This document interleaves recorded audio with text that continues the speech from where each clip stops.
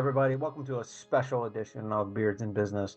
We're going to do things a little bit different today. We're going to just talk about some recent events, upcoming events, and we're probably going to keep it relatively short, but we'll see how things fall as I talk through. So first things first, as we're recording this, what an amazing weekend. The weekend was just the 6th and 7th, I believe, were the dates.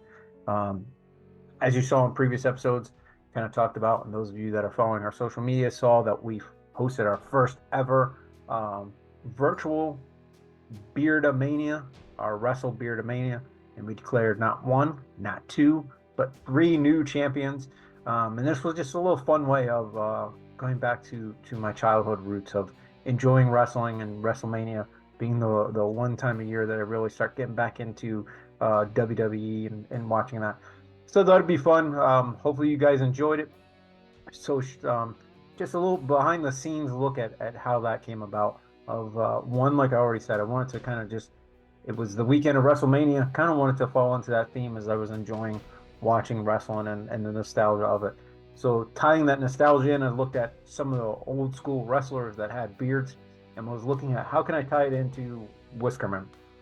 So I thought, why not do these virtual matches and pit these folks versus each other, not only on skill, but let's have a heavy emphasis on their beards.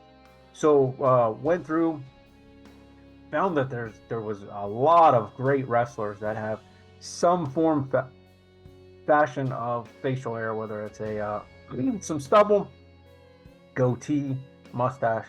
So we threw a good little mixture in there.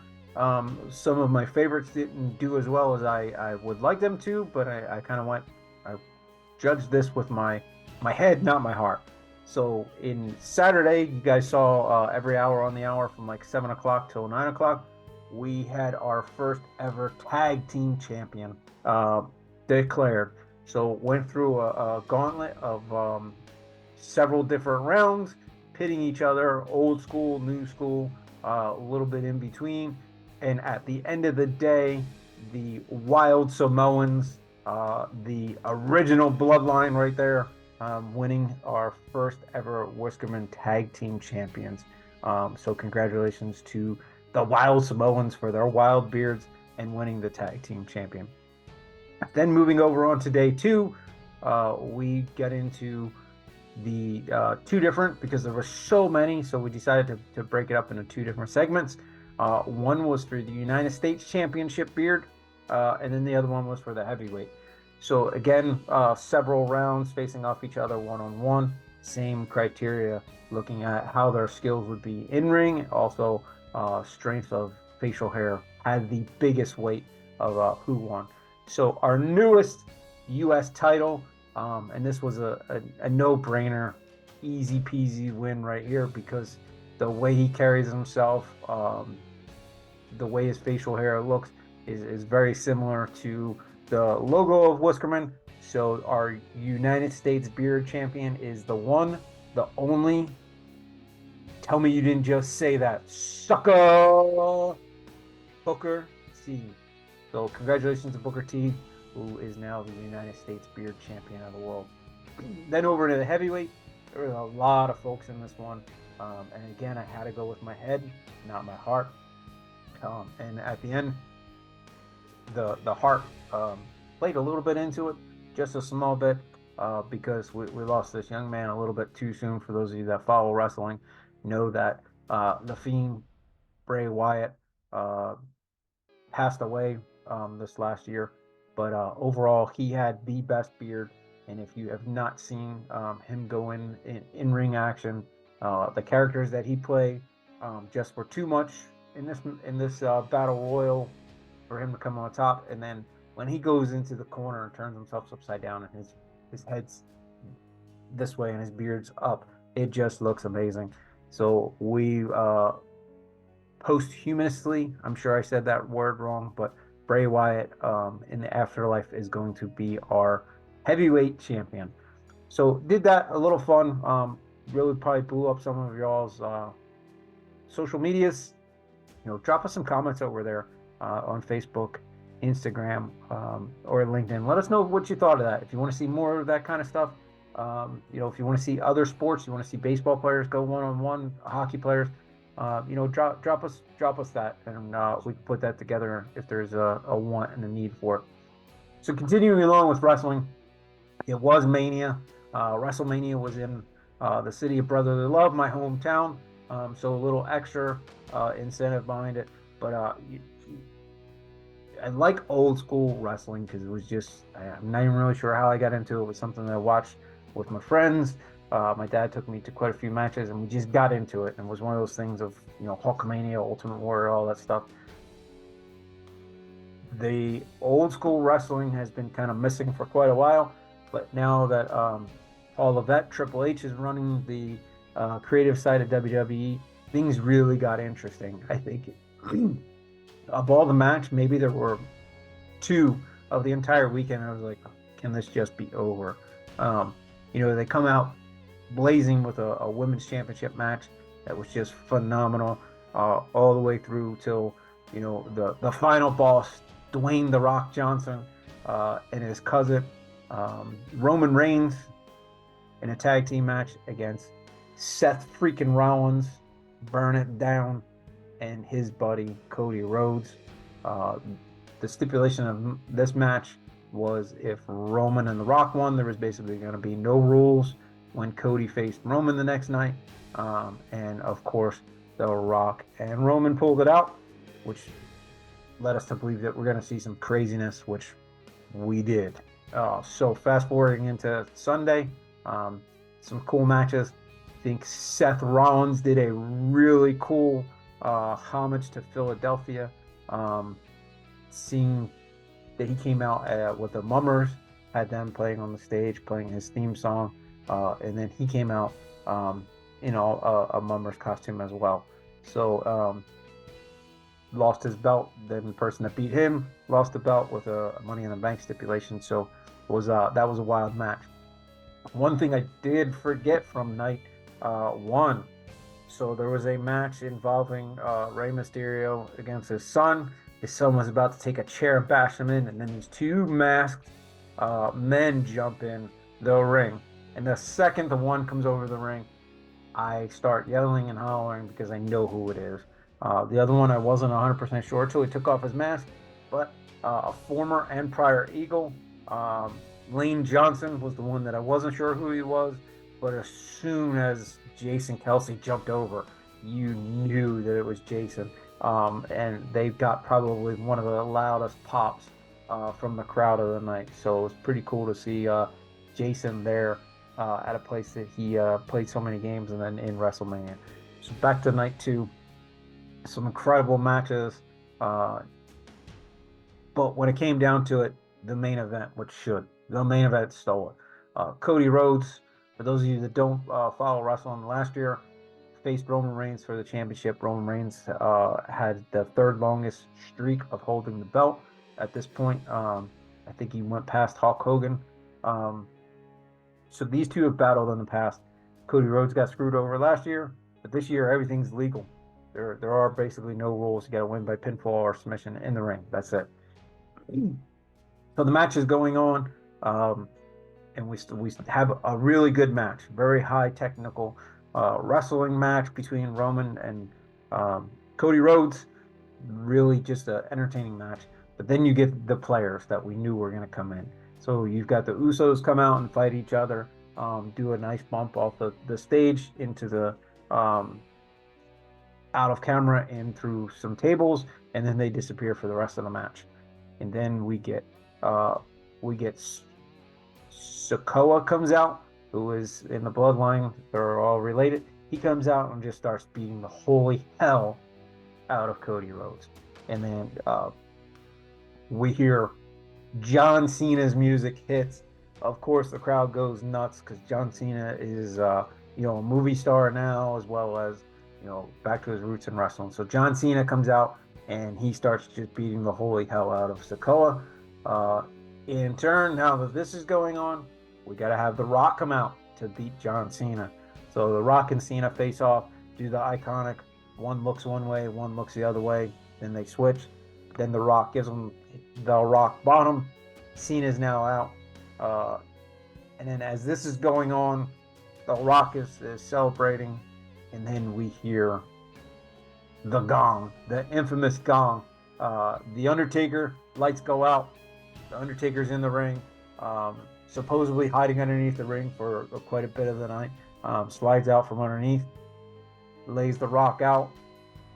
Lights go off again. The Rock is nowhere to be seen, nor is the Undertaker. Then we hear Roman starting to recover, and Roman's about to go beat Cody, because Cody's still beat down from all the bumps that he's been taking. And then we hear the Shield, which was back in the day. It was the plumber John Moxley, who's no longer with WWE and is just not a very good wrestler, not a very good MMA guy neither. He got beat here in Cincinnati by somebody, so he's just a bum. He's Seth freaking Rollins and Roman Reigns. They were the Shield back in the day. So when that hit, Roman was a little taken back because he didn't know who was coming out, in theory. But then here comes Seth freaking Rollins and his old gimmick. And this is where it gets interesting, because Roman Reigns had the chance to just go and beat the hell out of Cody Rhodes and win it. He could have just whacked Cody with his belt that he was wearing, his workout belt. Instead, he focuses on Seth freaking Rollins. So he does, and then this allows Cody to get up and hit Roman Reigns with his finisher 3 consecutive times. He gets the win. The boys in the back come out to celebrate, which was really fitting and kind of cool to see, because the legend Dusty Rhodes never got to hold the championship belt. So it was pretty cool to see it. One thing that was a little sad was we didn't get to see his brother Dustin come out. So that was a little different. But it was all in all, what a great weekend. Amazing. So what a great Saturday, Sunday. Then we get into Monday. For those of you that are in the Dayton, Ohio area, you probably went out and witnessed the phenomenon. Those of you, hopefully, that were near or able to travel, got to see the total eclipse. I can only imagine the royalties that Total Eclipse of the Heart made that over the weekend and through, but it was something to be seen. I think the next one passes through the United States in 2045. God willing, still be around. Might even consider traveling, because it was just such a cool spectacle to see the little bit of the moon going in front of the sun, and then feeling the temperature drop, and then looking around and seeing the street lights pop on, and then when it went into total darkness, it was really just so cool to see. Just an amazing event to be part of and witness, and it's just something that once in a lifetime to be in the total eclipse. And then got to spend the later part of the evening hanging out with our network group, the heart of Centerville and Washington Township. Saw some really cool vendors that are in the house. Learned some really cool things. Just an amazing night with some amazing people. We did start off before the eclipse, went down and enjoyed a nice cigar down at Beckels Humidor and Aficionado. So was just a great day. And then Tuesday night, got a little bit of culture. Was able to go see Tina Turner, the Broadway musical. Was very interesting, very interesting to see those that don't actually do research on some of these folks or weren't around when they came up to their career, to see how she started off and to see the things that she went through. So was a late night, couldn't stay through the whole thing, unfortunately, but it was a very interesting act one. If you get a chance to see it, if it comes near you, or if you're in Dayton and it's still playing, go see it. It's worth a watch. So, and then here we are closing the week out. As you're watching this, we've got another event. We've been down for a little bit. We did Beer Fest to kick off the season, and then we had a little bit of a lull, and then we'll do this, and then have another little bit of lull, and then we'll be back up. But this weekend we're going to be doing one of our first events of the season, basically. So if you're looking for something to do this weekend, we will be out in the Troy area. We'll be at the Miami County Fairgrounds, along with some other small businesses. Won't be super large, like big festivals, so it'll allow you to do some really good shopping. There is a VIP available on Friday night. I believe tickets may still be available for that. What that does is that's controlled to a certain number of tickets, allows you to come in and do your shopping, and then you'll able to get some other perks, early access in. You'll get a tote. You'll get to see all 65 of the vendors that are going to be there, and then you also will have re-entry for Saturday and Sunday. But it gives you the chance to shop with smaller crowds. So that is going to be tonight, tonight, April 12th, between 5 and 8 at the Miami County Fairgrounds. If you look up Small Town Productions on Facebook, you will see this. This is Springtime Market. And then open to the general public. We'll be there April 13th from 10 a.m. To 5 p.m. and then April 14th, 10 a.m. to 2 p.m. And this is one cool thing going into the weekend. We'll be doing this event. But what else is going to be cool is Saturday, we're going to have the honor to be part of a celebration Saturday night. We get to go hang out with our friends down at Beckels Humidor and Aficionado and hang out with some great people. But not just that, two cool things are happening that night. One, they are celebrating their 3rd anniversary. So big shout out to Megan and Patrick for running things for the past 3 years. Here's to many, many more. And what is really cool is we will be unveiling not one, but 2 Beckels signature line beard oils. So we'll do a video of that and put that out as soon as possible. But that's going to be pretty cool. And then in the weekend, awesome. So we're going to be I got a lot of recording to get out to you folks. That's why I kind of took a little different turn this week, because I do have a bunch of work, because the wife and I will be heading down to Davenport, Florida, Sunday. As soon as we're done with the event, we're going to pack up, take everything out of the car, and then drive on down to Florida to where we will be attending G5 conference. G5 is an amazing church down in Davenport, Florida. Looking forward to seeing our folks down there. But what is really cool is this is going to be a leadership event. So hopefully I'll be able to come back and drop some nuggets on you guys that we learned, and then just learn different ways to make things better, to give you guys a better product, not only in the podcast, but also in Whiskerman as a whole.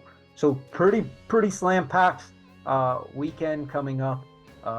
We've got some great stuff ahead, and then we're going to be getting in May 19th is really going to be the kickoff that weekend. So the 17th, 18th, 19th is going to be kind of the kickoff of our season, to where you'll be able to see us at events. We've got 2 events that weekend, so we'll drop those as we get closer into those. So come see us this weekend. If you're local in the Troy area, we'll be out at the Miami Fairgrounds. Come see us. We'd love to see you in person. Super excited to get back out into the festival season, and then really excited and honored and privileged to celebrate 3 successful years down at Beckels Humidor. So folks, I hope you enjoyed this little different. Occasionally I'll tweak these up a little bit, do something. In the future here, I'm going to do an episode on the origin story. I'm going to break down. Basically, I'm going to try to break down a couple different segments of my life, so that you guys can get a little bit of backstory behind the face of Whiskerman, and then we'll do that. So, big shout out to our first responders, our military, and our veterans. Folks, if you can't get behind them, feel free to get in front of them. Until next time.